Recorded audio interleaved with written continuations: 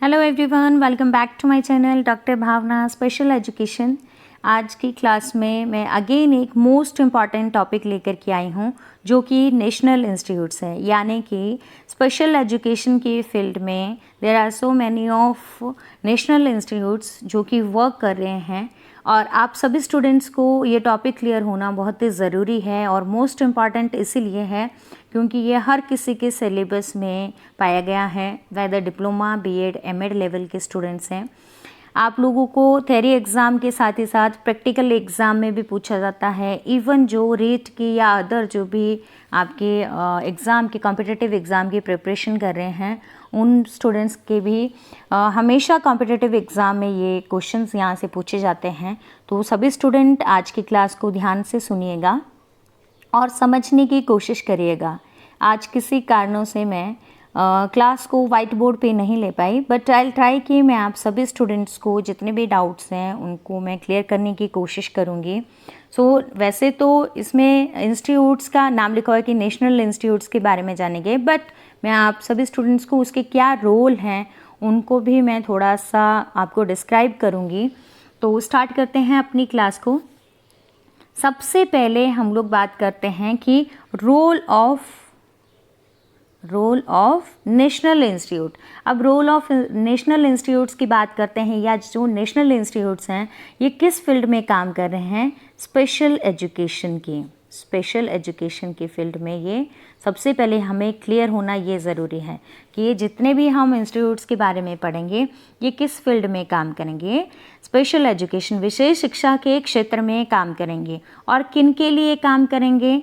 Obvious है कि विशेष शिक्षा के क्षेत्र में काम करेंगे तो जो हमारे दिव्यांग जन हैं, दिव्यांग लोग हैं, दिव्यांग, सबसे पहले ये भी जानेंगे कि इनका जो रोल है वो किन के लिए है? दिव्यांग जन के लिए। जो भी हमारे दिव्यांग जन सभी जानते ही हैं, स्पेशल नीड पर्सन्स हैं, नीड पर्सन हैं। मैंने 2 दिन पहले ही आप सभी स्टूडेंट्स को 21 टाइप्स की डिसेबिलिटीज़ को डिटेल में डिस्क्राइब किया। तो उन सभी जो भी विशेष आवश्यकता वाले पर्सन हैं उनके लिए वर्क करते हैं। अब क्या काम रहता है इनका? सबसे पहले यदि हम रोल की ही बात करते हैं तो इनका रोल क्या रहता है? इनका रोल मानव संसाधनों का विकास करना।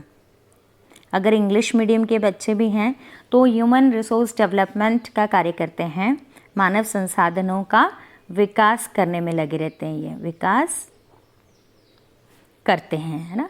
फर्स्ट रोल इनका क्या रह गया? आप इसको स्क्रीनशॉट ले सकते हैं, you can also right on your notebook. तो फर्स्ट ये क्या करते हैं? ह्यूमन रिसोर्स डेवलपमेंट का काम करते हैं, वो जो भी हमारे दिव्यांग जन हैं। अब इसी के साथ ही साथ ये क्या करते हैं? जो भी हमारे दिव्यांग व्यक्ति है, दिव्यांग व्यक्ति को क्या करते हैं? पुनर्वास सेवाओं को प्रदान करते हैं, पुनर्वास सेवाओं को प्रदान करते हैं। अब पुनर्वास सेवाएं हमारी कौन सी हैं?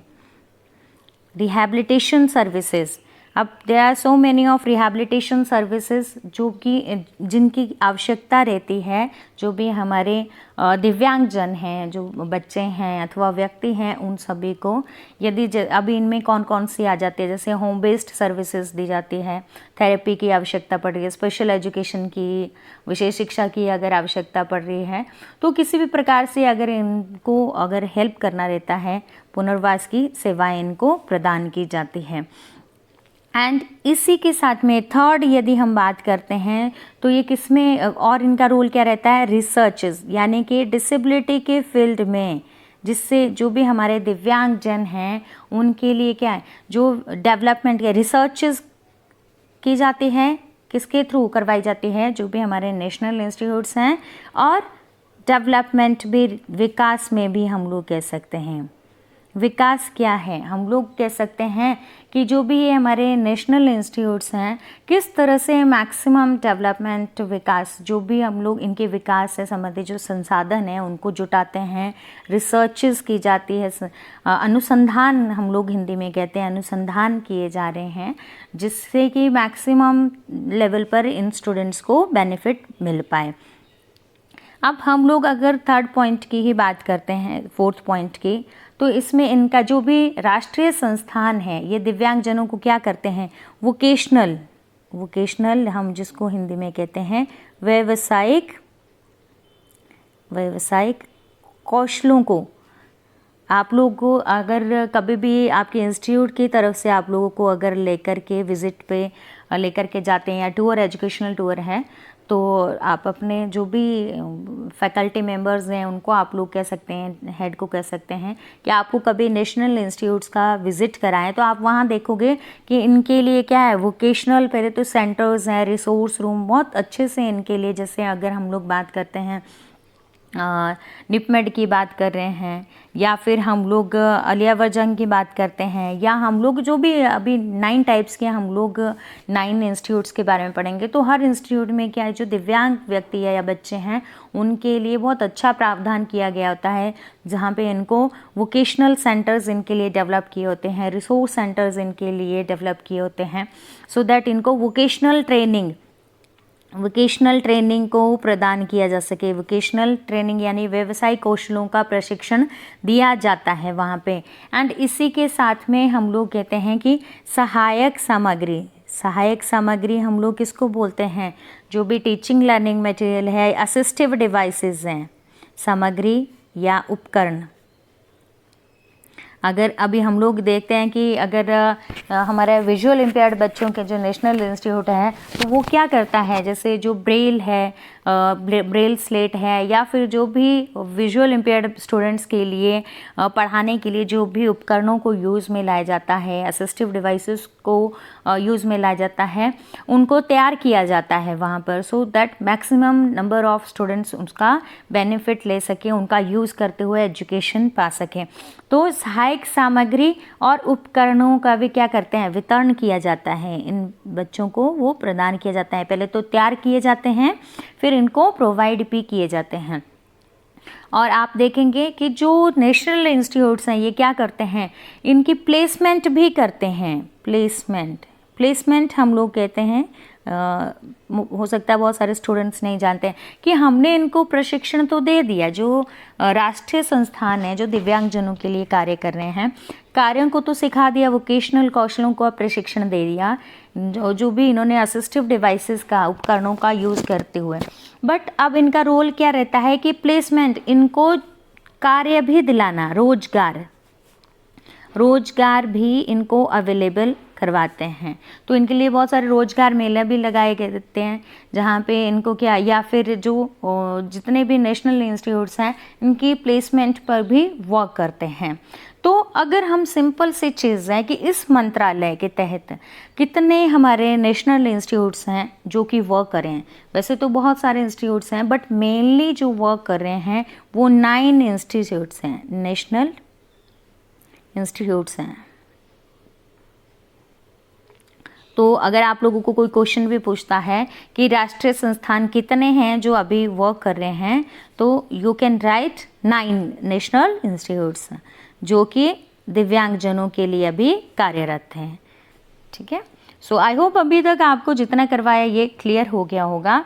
तो ये तो हमारा रोल का रहा कि आपने रोल जाना कि क्या क्या रोल है। अगेन आई रिपीट कि क्या रोल रहता है। फर्स्ट, ये क्या करता है, ह्यूमन रिसोर्स डेवलपमेंट, मानव संसाधन के विकास में लगे हैं। सेकंड, ये क्या करते हैं, व्यक्तियों को पुनर्वास सेवाएं यानी कि रिहैबिलिटेशन सर्विसेज को प्रोवाइड करते हैं। थर्ड, रिसर्च और डेवलपमेंट के, यानी कि इन जो भी दिव्यांगजन हैं इनके लिए रिसर्चेस को करते हैं सो दैट उसका बेनिफिट ले पाए। एंड फोर्थ है कि जो भी हमारे दिव्यांग बच्चे हैं उनको ये वोकेशनल ट्रेनिंग्स को भी प्रोवाइड करते हैं, उनके लिए असिस्टिव डिवाइसेस को ये तैयार करते हैं और उनको ये प्रोवाइड भी करते हैं। एंड अगर वोकेशनल ट्रेनिंग इनको प्रोवाइड जब कर दिया जाता है और बच्चे रोजगार को सीखते हैं तो उनको रोजगार भी प्रदान किया जाता है, उनकी प्लेसमेंट की जाती है।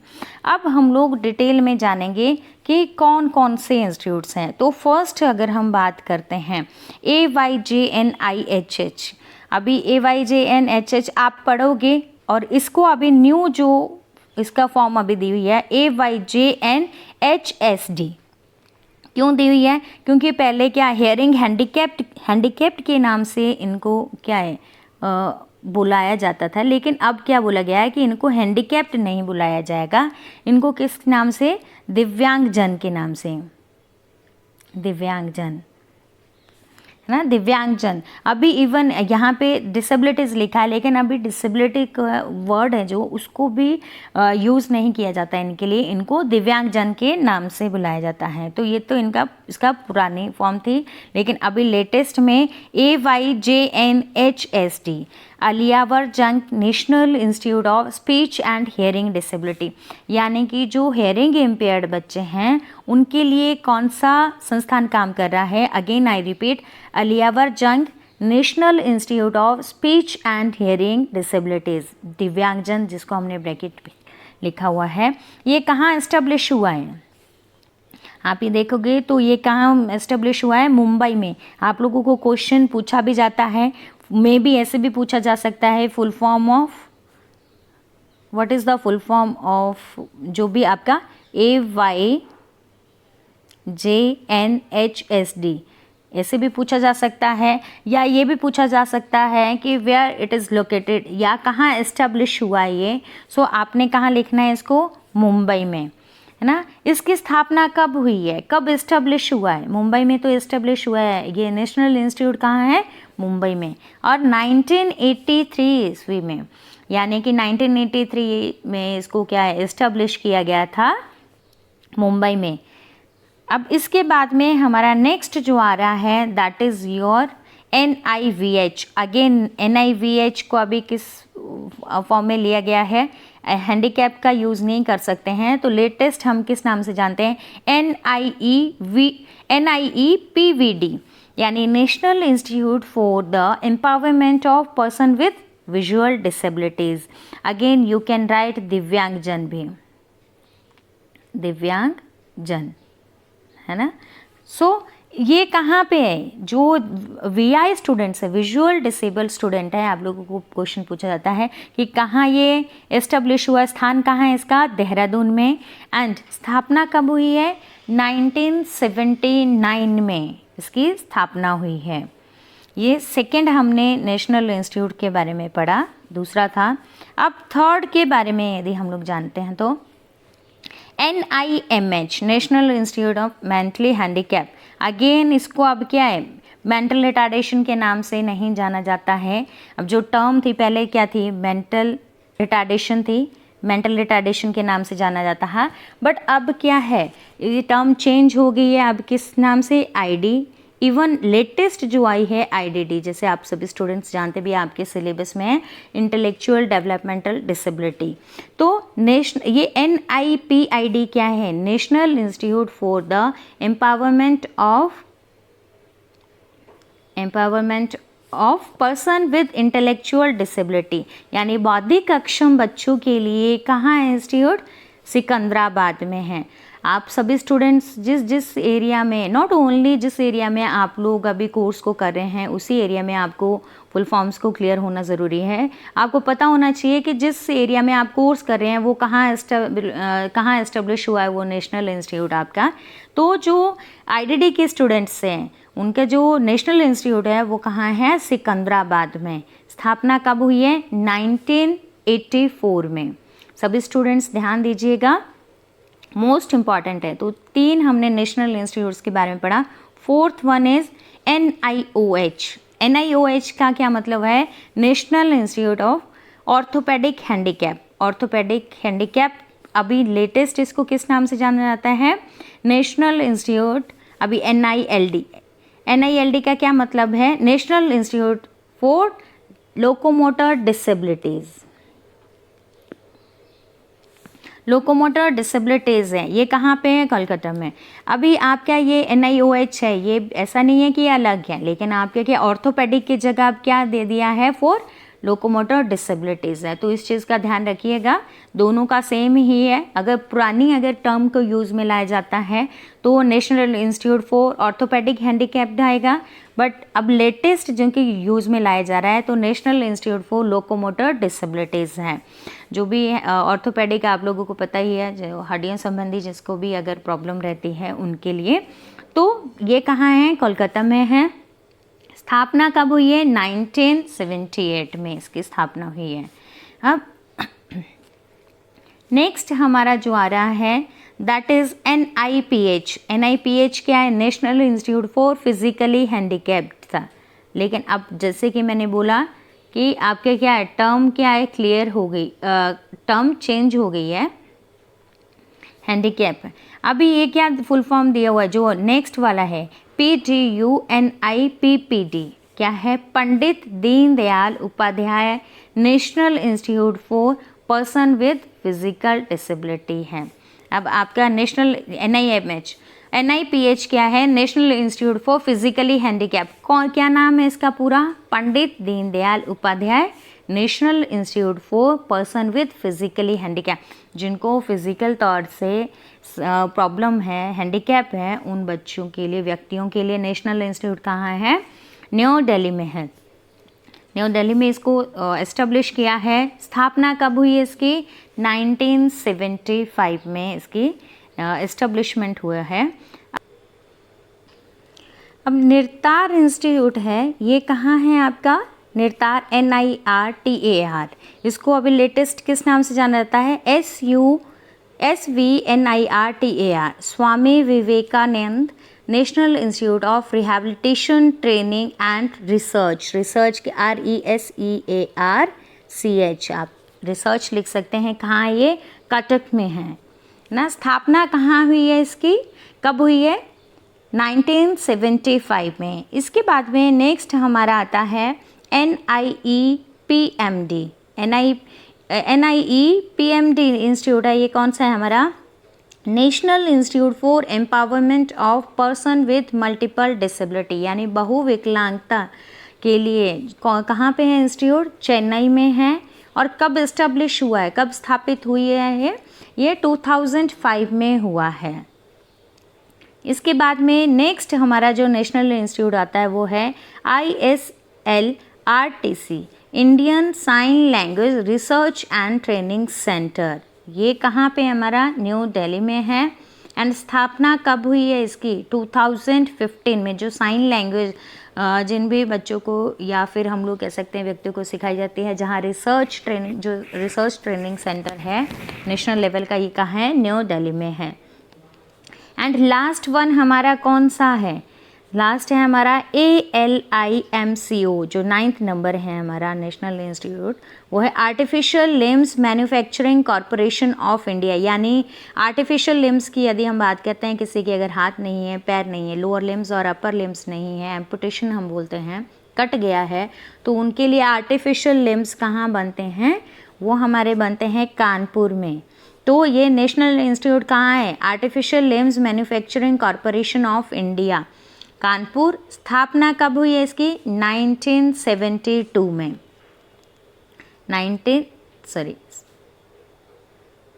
1972 में इसकी स्थापना हुई है। सो आई होप आप लोगों को जितने भी इंस्टीट्यूट्स के बारे में मैंने आप सभी स्टूडेंट्स को बताया, सो आप लोगों को क्लियर हो गए होंगे। And please keep watching my videos. And जो भी मेरा टेलीग्राम चैनल है डॉक्टर भावना स्पेशल एजुकेशन के नाम से, डॉक्टर भावना स्पेशल एजुकेशन के नाम से मेरा टेलीग्राम चैनल है। एंड यूट्यूब चैनल भी सभी स्टूडेंट्स जानते ही हैं कि डॉक्टर भावना के नाम से ही है। तो आप प्लीज़ जिन्होंने अभी तक नहीं सब्सक्राइब किया है तो वो डॉक्टर भावना स्पेशल एजुकेशन नाम से मेरे दोनों चैनल्स को, यूट्यूब को सब्सक्राइब कर दीजिए और टेलीग्राम चैनल को आप लोग ज्वाइन कर लीजिए, सो दैट आप लोगों को जो भी आपके सब्जेक्ट संबंधी क्लासेस हैं एज वेल एज आपके नोट्स हैं वो सब आप लोगों को अवेलेबल होते रहें। So thank you so much and keep watching my videos. Thank you so much.